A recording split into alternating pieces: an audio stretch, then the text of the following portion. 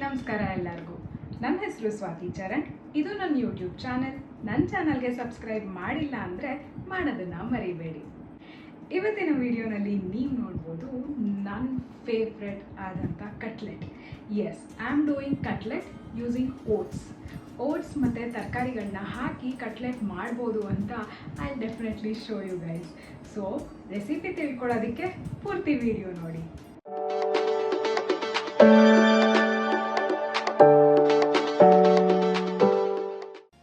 ಮೊದಲನೇದಾಗಿ ತರಕಾರಿಗಳು ತೋರಿಸ್ತಾ ಇದ್ದೀನಿ. ನಾ ಯೂಸ್ ಮಾಡ್ತಾ ಇರೋದು ಇದರಲ್ಲಿ ಬೀನ್ಸ್, ಕ್ಯಾರೆಟ್, ಬೇಬಿಕಾರ್ನ್, ಬಟಾಣಿ, ಪಾಲಕ್ ಸೊಪ್ಪು, ಹೆಸರು ಕಾಳು ಮತ್ತು ಪನ್ನೀರು. ಫಸ್ಟ್ ಈಗ ಕುಕ್ಕರ್ನಲ್ಲಿ ನೀರು ಹಾಕ್ಕೊಂಡು, ಇದು ಸ್ಟೀಮರ್ ಅಂತ, ಸೊ ಇದರಲ್ಲಿ ಸ್ಟೀಮ್ ಮಾತ್ರ ಮಾಡ್ಬೋದು. ಎಲ್ಲ ತರಕಾರಿಗಳನ್ನೂ ಇದಕ್ಕೆ ಹಾಕ್ಕೊಂಡು ಇದನ್ನು ನಾನು ವಿಷಲಲ್ಲಿ ಸ್ಟೀಮ್ ಮಾಡ್ತೀನಿ. ಸೊ 1 ವಿಸಲ್ ಕೂಗಿಸ್ತೀನಿ. ಇದನ್ನು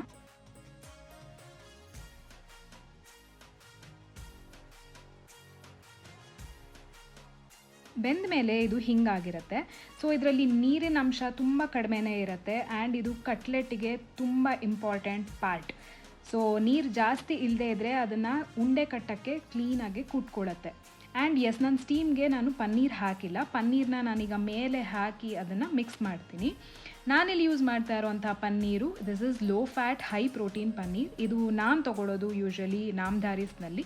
ಮತ್ತು ಪಾಲಕ್ ಸೊಪ್ಪನ್ನು ಇದಕ್ಕೆ ಹಾಕಿ ಚೆನ್ನಾಗಿ ಸ್ಮ್ಯಾಶ್ ಮಾಡಿ ಇದನ್ನು ಫುಲ್ ಪೇಸ್ಟ್ ಮಾಡ್ಕೋಬೇಕು. ಲೈಕ್ ಎಲ್ಲ ತರಕಾರಿಗಳೂ ಕ್ಲೀನಾಗೆ ಚಾಪ್ ಆಗಿ ಪೇಸ್ಟ್ ಆಗಬೇಕು.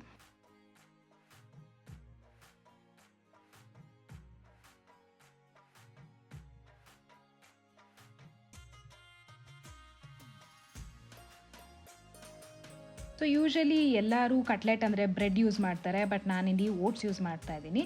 Oats, this is rolled oats again. ಈ ಓಟ್ಸನ್ನು ಚೆನ್ನಾಗಿ ಫ್ರೈ ಮಾಡ್ಕೋಬೇಕು, ಅದು ಬ್ರೌನ್ ಆಗುತ್ತೆ. ಅದನ್ನು ಮಿಕ್ಸರ್ಗೆ ಹಾಕ್ಕೊಂಡು ಅದನ್ನು ಪೌಡರ್ ಮಾಡ್ಕೋಬೇಕು.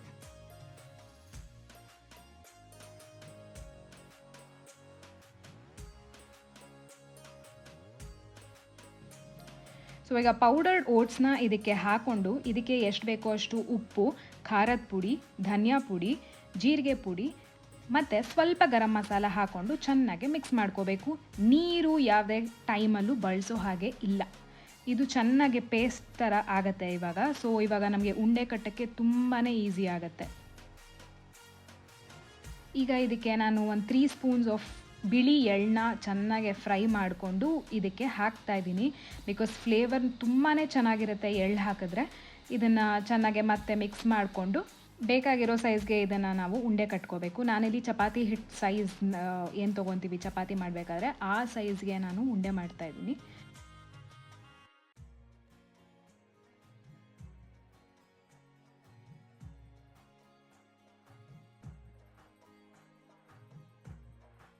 ಸೊ ಒಂದು ಪ್ಯಾನ್ಗೆ ಸ್ವಲ್ಪ ಬ್ರಷ್ನಲ್ಲಿ ನಾನು ನಾರ್ಮಲ್ ಎಣ್ಣೆನ ಸ್ವಲ್ಪ ಹಚ್ತಾ ಇದ್ದೀನಿ. ಹಚ್ಬಿಟ್ಟು ಈಗ ಮಾಡಿರೋವಂಥ ಉಂಡೆನ ಸ್ವಲ್ಪ ಟ್ಯಾಪ್ ಮಾಡಿ ಮೇಲೆ ಕೆಳಗಡೆ ಈ ಥರ ಮಾಡಿಕೊಂಡು ಇದನ್ನು ಫ್ರೈ ಮಾಡೋಕ್ಕೆ ಅದರಲ್ಲಿ ಇಡಬೇಕು.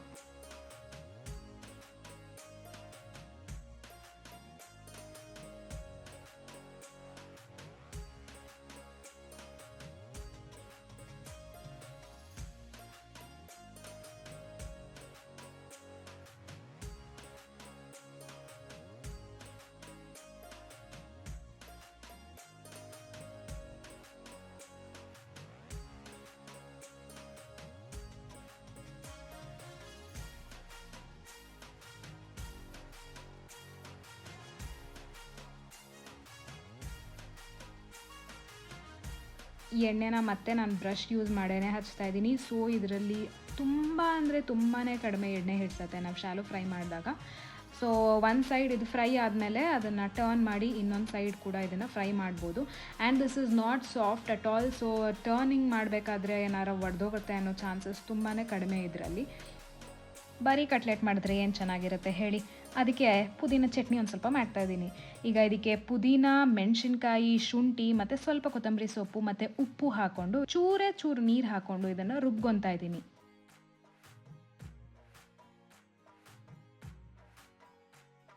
ಸೊ ದಿಸ್ ಇಸ್ ಆರ್ ಪುದೀನ chutney. This will be very tasty actually.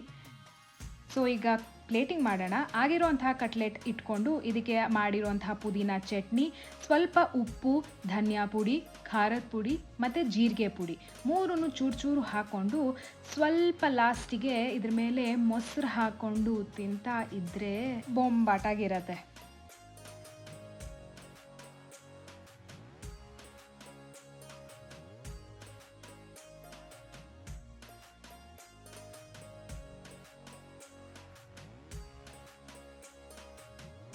ಓಟ್ಸ್ನಲ್ಲಿ cutlet ಹೆಂಗೆ ಮಾಡೋದು ಅಂತ ನೋಡಿದ್ರಲ್ವಾ? ರುಚಿ ಮಾತ್ರ ತುಂಬಾ ಚೆನ್ನಾಗಿರುತ್ತೆ. I think you people have to definitely try this. Try ಮಾಡಿ ಇದನ್ನು ಕಮೆಂಟ್ ಸೆಕ್ಷನಲ್ಲಿ ಹೆಂಗಿದೆ ಅಂತ ತಿಳಿಸಿ. ಸೊ ಇದಾಗಿತ್ತು ಇವತ್ತಿನ ವಿಡಿಯೋ ಇಷ್ಟ ಆಗಿದ್ರೆ ಲೈಕ್ ಮತ್ತು ಶೇರ್ ಮಾಡೋದನ್ನು ಮರಿಬೇಡಿ. ಮತ್ತೆ ಮುಂದಿನ ವಿಡಿಯೋನಲ್ಲಿ ಸಿಗ್ತೀನಿ. ಅಲ್ಲಿ ತನಕ ನಮಸ್ಕಾರ.